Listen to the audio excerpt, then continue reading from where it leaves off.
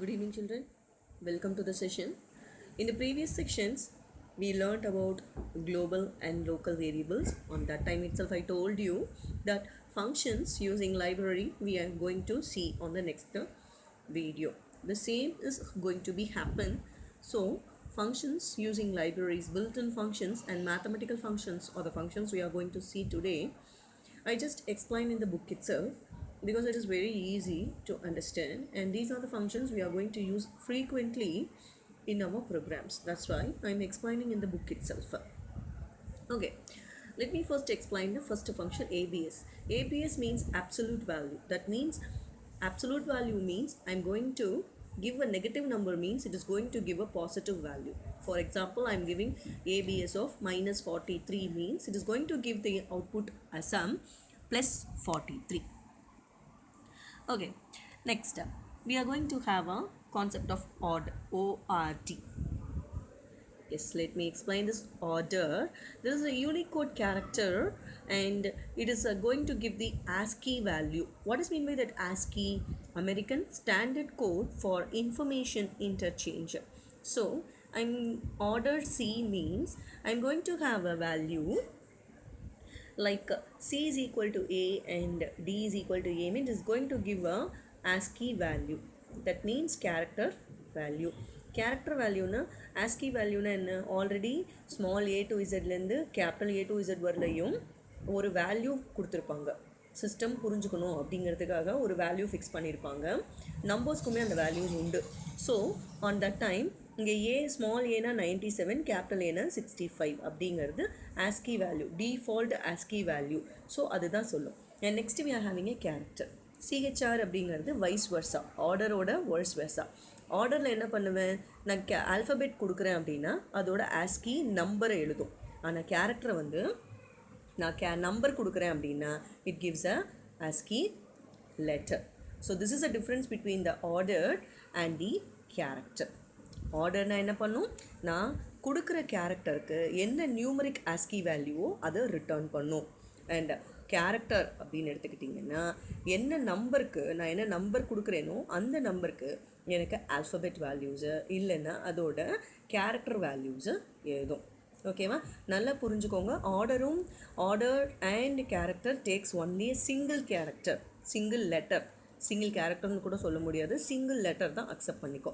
Okay, next pin is going to give us a binary value. நமக்கு தெரியும் இல்லையா, binary வேல்யூஸ்னால் எப்படி இருக்கணும், ஜீரோஸ் அண்ட் ஒன்ஸ் ரெண்டு தான் இருக்கும்.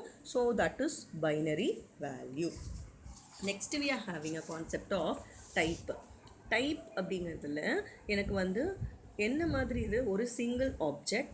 இந்த சிங்கிள் ஆப்ஜெக்ட் பேராமீட்டரில் நான் என்ன மாதிரி எக்ஸாம்பிள்ஸில் பார்க்கலாம்.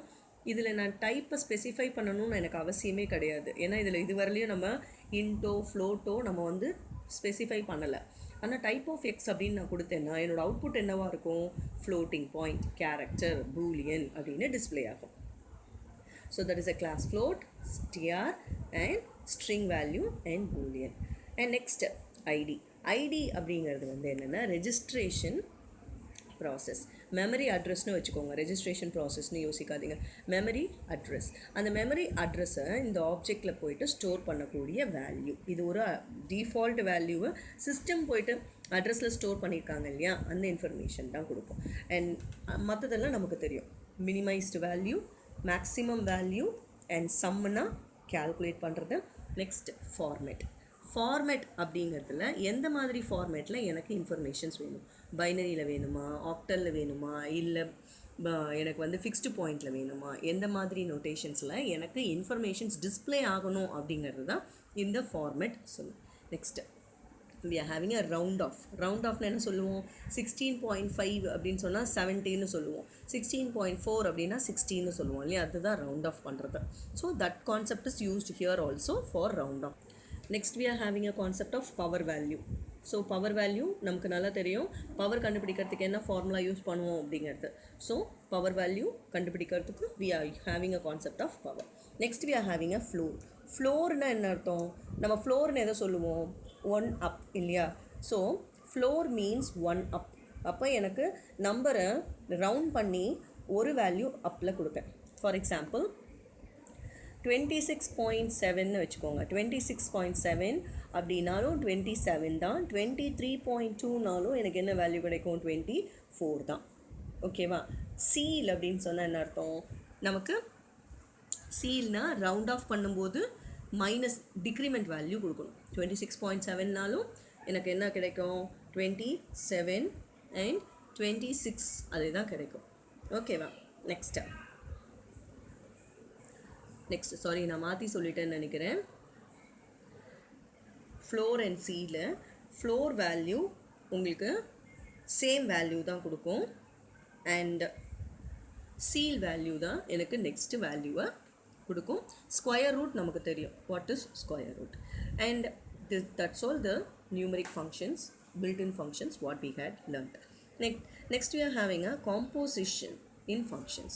Compositionsனால் என்ன முதல்ல அப்படிங்கிறத பார்த்துருங்க. காம்போசிஷன்ஸ் அப்படின்னா நான் வந்து ஒரு வேல்யூ கொடுக்குறேன் அப்படின்னா ஆர்குமெண்ட்டை எனக்கு அனதர் ஃபங்க்ஷனுக்கு நெஸ்டடாக யூஸ் பண்ணுறதுக்கு பேர் தான் composition.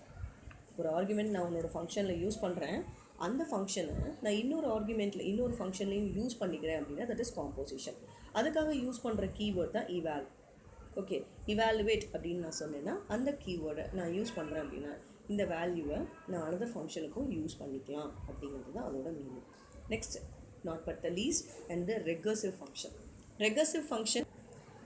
Recursive function means a function itself calls itself again and again. That is infinite iteration னு சொல்லுவாங்க. ஒரு தடவை நான் ஃபங்க்ஷன் க்ரியேட் பண்ணிட்டேன்னா அந்த ஃபங்க்ஷனுக்குள்ளேயே சேம் ஃபங்க்ஷனை நான் கால் பண்ணுறேன் அப்படின்னா தட் இஸ் ரெகர்சிவ் ஃபங்க்ஷன். ஓகேவா? இதில் பாருங்கள், ஃபேக்ட்னு நான் ஒரு ஃபங்க்ஷன் க்ரியேட் பண்ணியிருக்கேன். இதே ஃபங்க்ஷனுக்குள்ளே சேம் ஃபங்க்ஷனுக்குள்ளே திருப்பி நான் ஃபேக்டை கால் பண்ணியிருக்கேன். So this is called as a ரெகர்சிவ் function. By this I am completing this chapter. If you are having any doubt on this chapter, please make a information to me or put a text to me. I'll explain it clearly to you. Thank you, children.